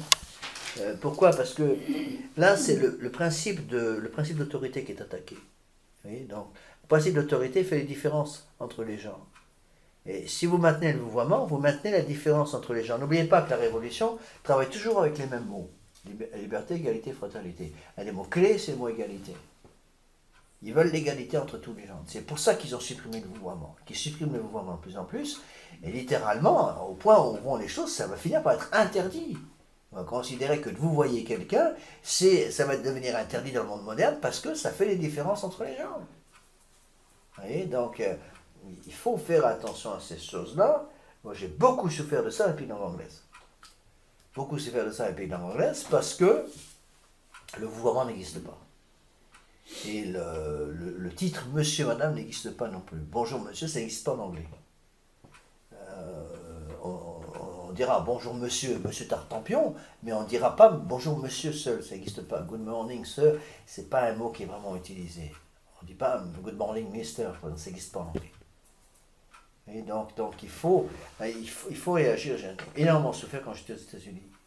J'étais obligé d'appeler tout le monde par le prénom parce que c'était la coutume. Et donc je parlais des dames qui avaient parfois l'âge de ma grand-mère, puis il fallait que je l'appelle par le prénom. Au début, je ne disais, ça va pas, non, je ne vais pas appeler cette dame qui a 60 ans plus que moi, ou l'appeler par son prénom, parce que c'était la coutume. C'était la coutume. Voilà. Et en France, il faut réagir absolument fortement pour empêcher cet esprit d'égalitarisme de s'introduire dans les familles. D'accord ? Ne tombons pas donc dans la démagogie égalitariste qui consiste pour les adultes de se laisser tutoyer par les jeunes en dehors des liens de famille. Il faut sauvegarder le principe d'autorité car la plus grande richesse de l'enfant, c'est la confiance qu'il doit avoir en l'autorité. Mais le vent de la révolution est passé par là. Donc attention dans ce domaine-là, à aider nos enfants à pratiquer la vertu de politesse et qui est la fleur de la charité, et surtout dans le domaine égalitariste, pour empêcher, remettre en valeur le vouvoiement. Bon, c'est vrai qu'il y a des traditions de famille qu'on ne peut pas changer, mais bon, je regrette personnellement beaucoup que le vouvoiement disparaisse même dans les familles. Je me rappelle quand j'avais 30 ans, mais c'était encore très fréquent d'avoir des enfants qui étaient habitués à vous voyez leurs parents. Maintenant, c'est presque rarissime ou presque. J'ai toujours vous voyez mes parents et j'apprécie ça. J'ai toujours énormément apprécié ça. C'est vrai que j'étais formé dans ce vouvoiement qui est très important. Je vois tout le monde, y compris les bébés. Pas un bébé, je vois le bébé. Bon, pourquoi? Parce que en tant que prêtre, ça donne une certaine distance. Vous voyez. Alors, troisième règle, page 3. On avance. Lutter contre le laxisme vestimentaire. Par là, je ne veux pas simplement parler de vêtements provoquants. Je parle de laxisme vestimentaire. Je vais expliquer, je vais donner l'exemple de Charlie Hebdo. Charlie Hebdo est un journal donc, qui aime le blasphème, qui aime le laid, le vulgaire et ce qui est bête. Et donc, il faut absolument que les catholiques, aujourd'hui, luttent contre le laxisme vestimentaire, une espèce de laisser-aller vestimentaire. On voit ça de plus en plus chez les jeunes, même dans la tradition, une espèce de laisser-aller vestimentaire. Je me rappelle, pourtant c'était il y a longtemps, hein, mais quand j'étais en faculté de médecine, avant d'entrer au séminaire, eh bien, je mettais un point d'honneur d'être en cravate à l'université, quand j'allais en cours. Eh bien, ça suffisait pour que je sois traité de fasciste. J'étais fasciste parce que j'étais en cravate, c'est tout. Vous voyez, donc, je crois que c'est quelque chose d'extrêmement important d'empêcher nos enfants à être toujours habillés comme s'ils étaient sur un terrain de football. Moi, je voyais, par exemple, aux États-Unis, j'ai beaucoup souffert de ça, mais dans le milieu de la tradition, des gamins de 15-16 ans sont toujours avec une cape de... Comment on appelle une casquette de basketball, de baseball, vissée sur le crâne à longueur de journée. Qui sont toujours avachis dans des baskets qui ne sont même pas lacés, avec des t-shirts qui sont des t-shirts de sport. Avec toujours la formule sur le t-shirt moderne, je ne sais pas quoi. Mais non, il faut que les parents réagissent. Mais que les parents réagissent pour empêcher justement ce laxisme vestimentaire. Parce que qu'est-ce qui se perd? Eh bien, avec le laxisme vestimentaire, donc c'est la laideur qui s'introduit dans les âmes. L'âme va finir par aimer le lait. Le lait va devenir une deuxième nature. Donc le lait vulgaire va devenir une deuxième nature. Quand on prêche les exercices, Saint Ignace insiste là-dessus, il a raison, en expliquant dans les règles du discernement des esprits qu'il y a des signes par lesquels on peut reconnaître le démon qui tourne autour d'une âme. Et c'est toujours si vous voulez, on dit qu'il y a la laideur, il y a l'obscurité, il y a l'amour du lait. L'amour du lait, c'est quelque chose de très important. Donc là, quand c'est le bon Dieu qui tourne autour d'une âme, on le voit par la paix, la joie, la lumière et l'amour du beau. Eh bien, quand c'est le démon qui tourne autour d'une âme, ça se voit tout de suite par l'obscurité, par l'agressivité, par surtout l'amour du lait. Et donc là, il faut que les parents réagissent là-dessus. Hein. Et je crois que c'est très important, justement, d'obliger les gens à changer là-dessus. Le problème, c'est que maintenant, c'est passé dans les mœurs. Les gens nous disent, monsieur l'abbé, c'est la coutume. Mais les coutumes, ça se change. Quand les coutumes mauvaises se sont introduites, il faut casser ces coutumes pour revenir à un sens du beau, à un sens du bon goût. Le bon goût est complètement disparu. Quand on évoque quelqu'un qui s'habille de façon avec mauvais goût à longueur de journée, il reste en état de grâce. C'est très difficile. D'où ça vient tout ça? C'est qu'il y a le sens du beau qui a disparu. Et pourquoi le sens du beau a-t-il disparu? N'oubliez pas, j'ai déjà expliqué ça, que le sens du beau est gouverné par un don. Quel don qui règle le sens du beau? Don de sagesse. Donc c'est le don de sagesse qui est un don, le Saint-Esprit, qui règle le beau, le sens du beau. Et or, le don de sagesse, est-ce qu'il y a quelqu'un qui vient en état de péché mortel a le don de sagesse? Non. Non, puisque les dons du Saint-Esprit ne peuvent être utilisés que par quelqu'un qui est en état de grâce. Quelqu'un qui est en état de péché mortel, il perd la charité, donc il perd ce qu'on appelle la couronne de la charité, donc tous les dons du Saint-Esprit. Donc quelqu'un qui vit en état de péché mortel perd la sagesse. La sagesse va nous aider à aimer les belles choses. eh bien, si la sagesse est morte, par le péché mortel, les personnes vont être attirées par le nez, immédiatement, on le voit tout de suite. Vous voyez. Et donc, lorsqu'une âme veut réagir, je pense que c'est très très important. On le voit, moi, je souffre même parfois actuellement, dans le milieu de la tradition, même parfois c'est des vacances, des gens qui ne font pas assez attention à ça. Bon, je ne vous demande pas d'être habillé en costume, cravate à longueur de journée, c'est pas ce que je veux dire. Il y a un temps pour tout, mais il faut redonner le sens du beau, le bon goût, parce que la laideur est incompatible avec l'état de grâce. Et donc, vous voulez aider quelqu'un à vivre en état de grâce, rendez-lui le sens du beau, le sens du bon goût. Quelqu'un qui a perdu le bon goût, qui aime les choses laides, ne pourra pas vivre en état de grâce longtemps. Je pense que c'est impossible. Parce que la laideur marche avec le démon, c'est comme ça. De même, on voit très bien, par exemple, dans les conversions de jeunes. J'ai vu ça dans les exercices, je ne sais pas combien de fois. Une jeune femme, par exemple, qui se convertit aux exercices Saint-Ignace, avec la grâce du bon Dieu, un jeune homme qui se convertit, eh bien, ça doit se voir aussi dans la façon de se comporter, la façon de s'habiller extérieurement. On voit des jeunes filles, par exemple, qui étaient habituées à être constamment en petit pantalon moulant et habillées de façon provocante. Pas seulement de façon provocante, mais habillées aussi de façon avec un mauvais goût invraisemblable, avec une laideur. Eh bien, si elle est vraiment convertie, ça doit se sentir. Dans la façon de s'habiller, dans sa nouvelle garde-robe. C'est pareil dans d'autres domaines, on va voir ça après, au niveau de la musique, c'est la même chose. Et quelqu'un qui écoute du rap, par exemple, c'est typique avec le rap, quelqu'un qui écoute du rap à longueur de journée, est-ce qu'il est en état de grâce? Est-ce qu'il est possible pour quelqu'un qui écoute du rap à longueur de journée, pendant des heures et des heures, d'être en état de grâce? Non. Je pense pas. Vraiment, je pense pas. Certaines personnes prétendent que oui, moi je pense que non, c'est pas possible. Pas sur une longue durée, c'est impossible. Et donc, vous voulez convertir, si quelqu'un qui écoute du rap toute la journée, vient faire un exercice saint-ignace, est-ce qu'il peut se convertir? Oui, comme tout le monde. Mais s'il se convertit, il faut que cette conversion entraîne chez ce gars-là un changement au niveau de ses goûts musicaux. Donc, s'il veut vraiment que sa conversion dure, il faut qu'il rentre chez lui, qu'il se débarrasse de tous ses CD de rap. Pareil, quand une jeune fille se convertit réellement à la retraite, il faut qu'en rentrant chez elle, elle vide ses placards. Qu'elle vide ses placards, toute une série, je leur dis toujours, vous rentrez chez vous maintenant, il faut maintenant enlever de votre garde-robe tout ce qui est incompatible avec la foi catholique. Et beaucoup de gens me disent, vous savez, il faut tout enlever. Ben, vous enlevez tout. Et puis vous allez commencer à vous habiller avec bon goût. Et Dieu sait si c'est nécessaire, parce que, désolé, le démon habitue les gens à être entourés de laideur. Pourquoi? Parce que le prince de la laideur, c'est le démon. Le prince de la beauté, c'est notre Seigneur Jésus-Christ.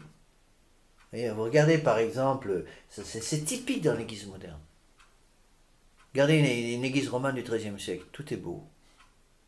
Parce que ça élève, regardez, on est allé visiter il n'y a pas longtemps Sarlat, la ville moyenâgeuse de Sarlat, en Dordogne, là. Tout est beau là-dedans, ça élève l'âme vers le bon Dieu, c'est incroyable. Par contre, dans l'église moderne, c'est le contraire. Vous voulez savoir où est l'église moderne dans un village, cherchez le bâtiment le plus moche de la ville. Paf! Vous avez une salle polyvalente, ça c'est l'église moderne, c'est affreux, et plus c'est affreux, plus ils aiment. Pourquoi? Parce que la foi est morte. La foi catholique est morte. Et donc, quelqu'un qui se convertit à la foi catholique, ça doit se voir, je prends l'exemple de Charlie Hebdo, parce que c'est à mon avis très typique, quelqu'un qui lit Charlie Hebdo de façon habituelle va être attiré, et ça c'est tout à fait normal puisqu'il lit ce genre de truc, il va être attiré par le blasphème, par la laideur, la vulgarité, la bêtise, le faux, l'impur. Supposez qu'il se convertisse. Est-ce que quelqu'un qui s'est converti à la foi catholique par exemple pour une retraite, est-ce qu'il peut rentrer chez lui, continuer de regarder Charlie Hebdo? C'est impossible.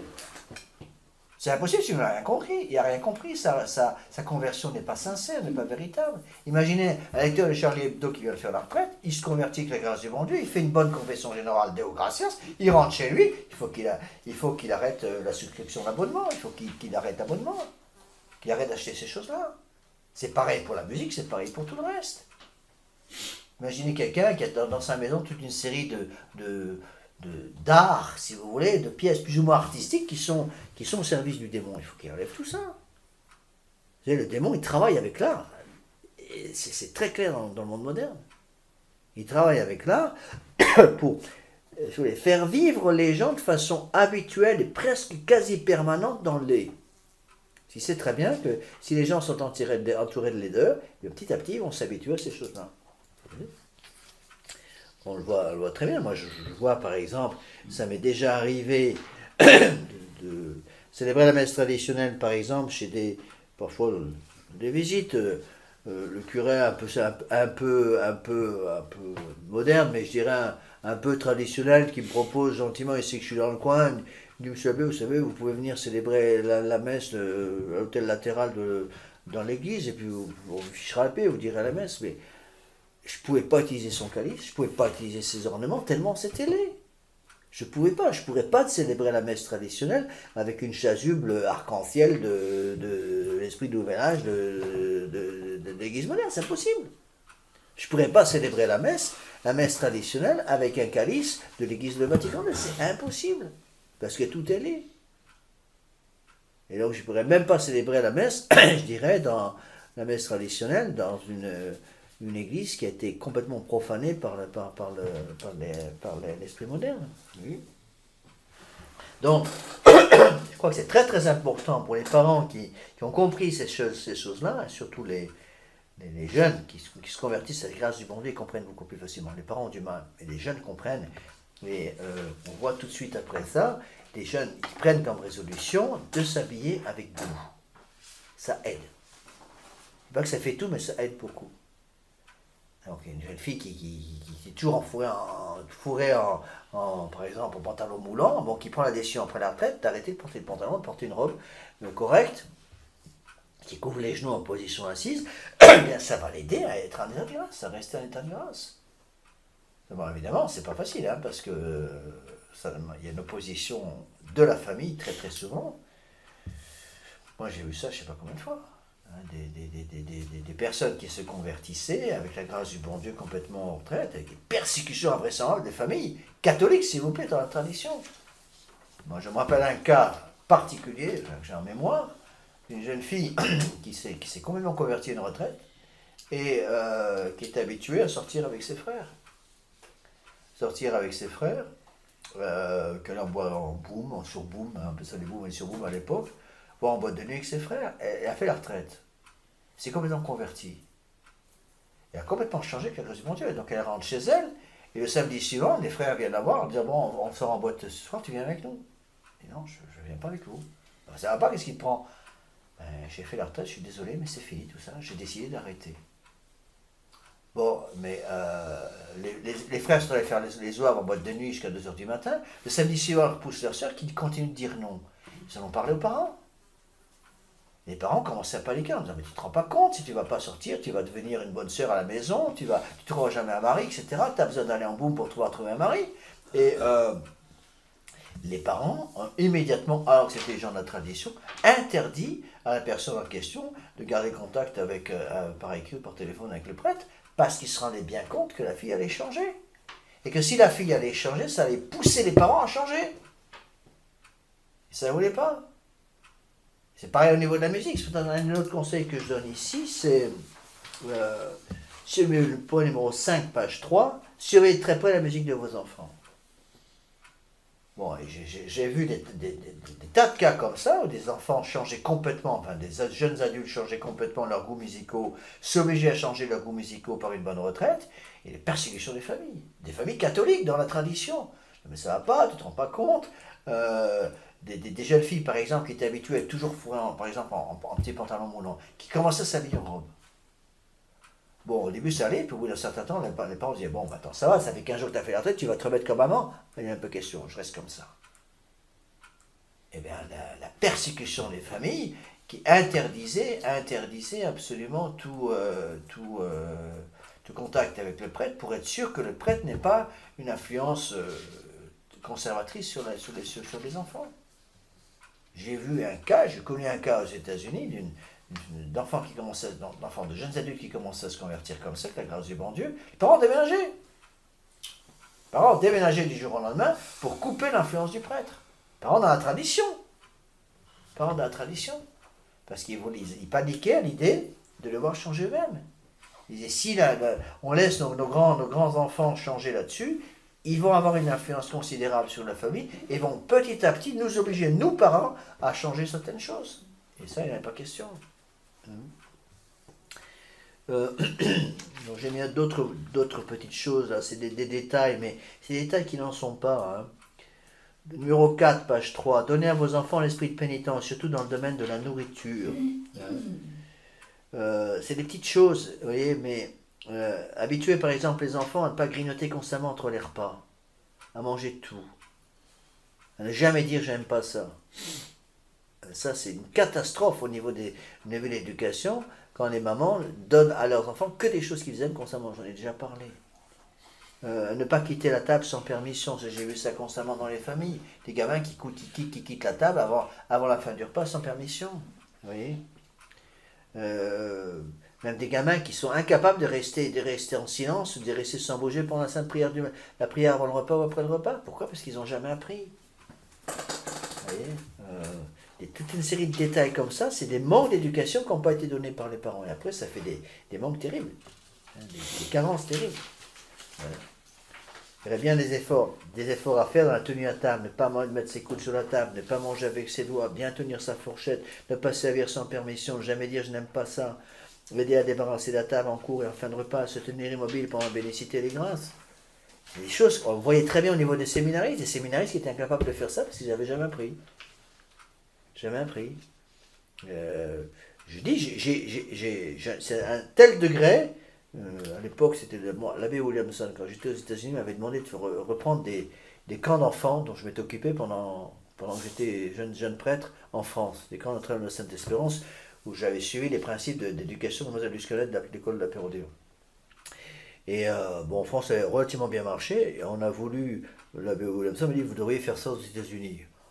Moi je dis, vous savez, c'est à mon avis impossible, parce que les parents ont tellement mal éduqué leurs enfants, c'est irrécupérable. Mais non, essayez quand même. Bon, pour lui faire plaisir, je l'ai fait, mais il fallait voir les trucs. J'avais comme cuisinière une excellente paroissienne d'origine canadienne qui s'est très bien à la cuisine, mais tous les gamins venaient de familles traditionnalistes, donc allaient à la messe traditionnelle le dimanche, et je voyais les gamins à table. Mais c'était des trucs ahurissants. Où le plat arrivait, pourtant c'était de la bonne nourriture, c'était une bonne cuisinière qu'on avait. Le gamin arrivait, commençait par mettre le doigt comme ça dans le plat. J'aime pas ça. Pourquoi? Parce que c'était des gamins qui étaient habitués à manger des hamburgers à longueur de journée. Voilà, alors tout comme ça. Donc j'avais institué comme règle de base de camp au niveau de la nourriture, la même règle que j'avais instituée dans les camps en France, on mange tout. Et je ne veux pas entendre quelqu'un me dire, j'aime pas ça, sinon il y a une deuxième cuillère tout de suite. J'ai voulu instituer les mêmes règles aux États-Unis, j'ai eu des problèmes avec la justice, parce que tout de suite les parents menaçaient de me faire des procès. Comment vous êtes parents, vous obligez mon fils à manger quelque chose qu'il n'aime pas? C'est de la cruauté, monsieur l'abbé. C'est un abus d'enfant, un abus de votre autorité, en jouant sur le mot child abuse qui a double sens en anglais en plus. Alors, vous voyez un peu le travail. J'ai dit à mon seigneur l'abbé Williamson, c'est Philisterblé, je refuse de faire des camps comme ça. Et on avait que des ennuis parce que les enfants avaient tellement été déformés en famille que c'était irrécupérable. Irrécupérable. Bon, à la page 4, rapidement, un certain nombre d'autres choses, on pourrait en parler pendant des heures, hein, c'est des résumés tout ça. N'idolâtrez pas le sport, oui. Quel est le sens de leur catholicisme? Ben pour eux, ils séparent complètement le catholicisme. Ils sont catholiques de dimanche de 10h à 11h30, et dans la semaine, on est allergique comme les protestants. Pour eux, le catholique, c'est quelqu'un qui va à la messe le dimanche, qui dit chapelet tous les jours, qui se confesse une fois tous les 15 jours. Mais dans la semaine, je vis comme les païens. Je m'habille comme les païens, je me comporte comme les païens. Vous comprenez, monsieur l'abbé, on ne peut pas. Il y a un temps pour tout, il y a un temps pour la prière et un temps pour le monde. Nos enfants, il faut qu'ils vivent dans le monde, donc on les forme pour qu'ils vivent dans le monde. S'ils suivent vos principes, ils ne seront jamais heureux dans le monde, et on ne peut pas en faire tous des curés ou des moines ou des sœurs, et donc on les élève comme ça. Résultat des courses, regardez, la tradition se réduit comme une peau de chagrin, et qui est-ce qui vient maintenant prendre la place de tous ces gens-là qui étaient dans la tradition depuis des générations? C'est les jeunes maintenant. Je vois très bien avec les exercices Saint-Ignace, sur les 80 personnes qui sont inscrites aux retraites, là, je vais reprendre les 80 noms qui sont inscrits pour les retraites, qui commence dans 1 mois et demi, donc on va vraisemblablement arriver à une centaine d'inscriptions avant la première retraite. Il faudrait que je vérifie, mais je suis pratiquement sûr que sur ces 80 personnes inscrites, il y en a 50 ou 60 qui sont des gens qui ne pratiquent pas. Ou qui pratiquent de façon très occasionnelle, très épisodique. Et beaucoup de ces gens sont des gens qui n'ont pas fait leur première confession, première communion. Et c'est eux qui vont prendre la place des traditionnalistes qui devraient être là, qui ne viennent pas. C'est comme ça. Les premiers seront les derniers seront les premiers. Donc, n'idolâtrez pas le sport. Bon, il y a 2 choses qui ont détruit complètement le sport. Hein. Le sport, c'est un moyen de maintenir notre corps en bonne santé. Point final. Il y a 2 choses qui ont complètement détruit le sport. D'abord, le professionnalisme. Quand ça devient un business. Ou comment dire en français business? Bon, un commerce. Et deuxièmement, c'est l'esprit de compétition. Où on ne pratique plus du sport pour se maintenir en bonne santé, on pratique du sport pour gagner. Et ça, c'est 2 choses épouvantables dans le sport qui ont complètement détruit l'esprit sportif en France. Et aux États-Unis, un pays anglais encore plus. Et le sport a pris une importance beaucoup trop considérable. Je me rappelle dans certains milieux des États-Unis où les jeunes étaient habitués à pratiquer pratiquement 3 à 4 heures de sport par jour. 3 à 4 heures de sport par jour. Et puis, le principe, par exemple, de travail à faire à la maison à la sortie de la classe, c'était pas du tout passé dans les mœurs. L'enfant, il travaillait à l'école et quand il rentre à la maison, mais ils étaient en fait du sport. Le gamin, il sortait d'école assez tôt, commençait un peu plus tôt, il sortait d'école assez tôt, de 4 heures à 8 heures, tous les soirs, il pratiquait du sport. Il allait jouer au baseball ou pratiquer quelque chose. Tu dis, ah, mais attendez, mais 4 heures par jour de sport, c'est beaucoup trop. Et c'est rentré dans les mœurs, c'est pour ça que les tenues vestimentaires correspondent aux tenues sportives. Bon, imposez à vos enfants des horaires de coucher et de lever. Bon, ça c'est capital au niveau de l'esprit de pénitence. Bon, il est évident qu'il faut adapter un petit peu en fonction des besoins. Chacun, les gens qui ont besoin de beaucoup de sommeil, les gens qui ont besoin de moins de sommeil, c'est absolument évident. Mais il n'est pas normal du tout que, je dirais, sauf cas particulier, de gens qui sont malades ou qui ont vraiment un degré de fatigue tel qu'ils doivent récupérer, ça peut arriver. Mais je crois qu'il est indispensable d'avoir un horaire pour le coucher et pour le lever, en fonction de sa quantité de sommeil nécessaire. Vous voyez, il ne serait pas du tout normal, je dirais pour un séminariste ou même un catholique tout simplement, sous prétexte que, je ne sais pas moi, que c'est samedi par exemple, on se lève à midi. Bah non, pas normal. Je me rappelle au séminaire, on avait des horaires pour le dimanche. Le dimanche, il y avait fête d'obligation, il y avait des horaires spéciaux, on n'avait pas de cours, et il y avait l'horaire spécial. On pouvait faire la grasse matinée le matin. Au lieu de se lever à 6h, on se levait à 6h30. Bon, c'était la grasse matinée qu'avait voulu Monseigneur Lefebvre.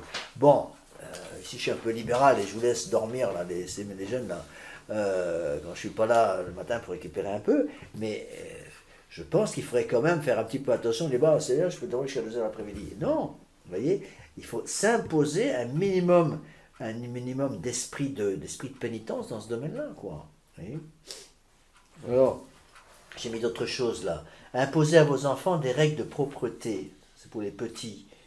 Au niveau de l'ordre dans les tiroirs, l'ordre dans les chambres, par exemple. Les habits en ordre, que les enfants apprennent, quand ils sont petits, à ranger leur chambre, à avoir un minimum d'ordre de propreté extérieure qui facilite la propreté intérieure. L'ordre externe favorisera l'ordre intellectuel et l'ordre spirituel. Quelqu'un qui a un corps en pagaille aurait tendance à avoir une âme en pagaille, parce que son intelligence est en pagaille. La pagaille externe prédisposera au désordre dans l'intelligence et au péché dans la volonté. Et donc là, je pense que c'est très important. Donc l'ordre va avec la révélation, le désordre va avec la révolution. La révolution, c'est ce que ça veut dire. Le mot révolution, ça veut dire désordre. D'accord ? Donc même en vacances, je pense qu'il est nécessaire que quelqu'un se dise, un homme digne de ce nom, un catholique, se dise, bon, je suis en vacances, donc demain je dors un peu, à quelle heure je vais me lever ? En fonction de mes besoins. Bon, je ne vais pas vous obliger à vous lever à 6h du matin le dimanche, parce que par exemple, vous avez la messe ce soir ici à 6h30, je dis, bon, voilà, bon, je vais dormir un peu plus, j'ai besoin de sommeil, je suis vraiment fatigué, donc, par exemple, au lieu de me lever à 6h ou 7h, je vais me lever, par exemple, Il faut se lever à 10 heures, par exemple. Oui, mais qu'on fixe une heure. Pas dire, oh ben je dors et puis on verra bien. Et puis parfois, j'ai vu, je ne sais pas combien de fois, dans les familles catholiques. J'ai parfois visité des paroissiens. Parfois dimanche après-midi, le samedi après-midi. Et j'allais visiter les paroissiens, je te frappais à la porte de paroissiens dans certains pays où j'étais. Je dis, est-ce que je peux parler à votre fiston là? J'ai besoin d'un truc j'ai besoin de lui parler pour le service de messe, le service d'enfant de cœur de demain. Il était 11h du matin. Ah ben il dort encore. Ben, attendez, mais... Ah ben oui, comprenez, il dort encore, ce samedi il dort. Moi je vais pas le déranger. Ah non, c'est pas normal, qu'est-ce que vous voulez? Pas normal qu'à 11h, les jeunes sont encore au lit. Bon, sauf cas maladie, etc. Mais par exemple, dans les monastères, c'était considéré que lorsque le soleil est levé, quelqu'un qui est encore au lit, c'était presque une catastrophe nationale, ou presque. Vous voyez, un moine se lève tôt. La journée appartient à ceux qui se lèvent tôt. Encore une fois, il faut du bon sens dans l'application de ces règles. Et attention. Bon, j'ai mis d'autres petites choses là. Connaissez les fréquentations, les amis de vos enfants. Ça, c'est quelque chose de capital. Il faut que les parents sachent avec qui leurs enfants, quels sont les gens qui sont côtoyés par leurs enfants. Je dis toujours aux parents, recevez chez vous systématiquement les amis de vos enfants. Tous les gens qui voient régulièrement, voyez-les chez eux. Voyez-les chez vous. Comme ça, vous pouvez faire le tri par vous-même. Moi, je connaissais des familles qui faisaient ça systématiquement. Tous les amis de leurs enfants étaient systématiquement admis à la maison tout le temps. Les enfants invitaient leurs copains tout le temps. Et puis les parents faisaient le tri. Hein. Et après, au bout d'une ou deux fois, ils disaient, celui-là, là, il peut revenir, pas de problème. Cet autre gamin là qui était là aujourd'hui, je ne veux plus le revoir à la maison et je t'interdis de lui parler à l'école ou en dehors de ça. Il a une mauvaise influence sur toi. C'est un petit voyou, c'est une graine de voyou, je ne vais pas te voir avec lui. Vous voyez? Mais pour faire cela, il faut que les parents connaissent les fréquentations des enfants. Vous gardez l'esprit de pauvreté, numéro 10, ça j'en ai déjà parlé, là, donc je ne reviens pas là-dessus. Ne couvrez pas vos enfants de cadeaux, ça je pense que c'est important aussi en vie religieuse. Hein. Et enfin, par-dessus tout, prenez le temps de parler avec vos enfants. Ça, c'est une règle fondamentale pour les parents. Bon, moi, je prends plus de temps de parler avec les membres de la maison ici, j'ai pas toujours le temps, c'est pas toujours possible, mais c'est important. Le salut de l'âme de vos enfants, quand tu finis par ça, par cette conclusion, le salut de l'âme de vos enfants vaut tous les sacrifices du monde et se paie très cher en prières et sacrifices abreuvés au sang de notre Seigneur qui coule au calvaire et sur l'autel du sacrifice de la messe. Bon, c'est des résumés tout ce que je vous dis là, mais je pense que c'est important. Je vais donner comme exemple les enfants, mais vous savez ce que j'ai dit sur les enfants, ça s'applique aussi aux adultes. Donc il faut réagir, sinon on va finir par pratiquement perdre l'immense majorité des catholiques. On va finir par une prière. Au nom du Père et du Fils et du Saint-Esprit, ainsi soit-il. Je vous salue Marie, pleine de grâce, le Seigneur est avec vous, vous êtes bénie entre toutes les femmes, et Jésus, le fruit de vos entrailles, est béni. Sainte Marie, Mère de Dieu, priez pour nous pauvres pécheurs, maintenant et à l'heure de notre mort, ainsi soit-il. Nos saints anges gardiens, Veillez sur nous. Saint Pédis, Priez pour nous. Saint Joseph, Priez pour nous. du Père et du Fils et du Saint-Esprit, ainsi soit-il.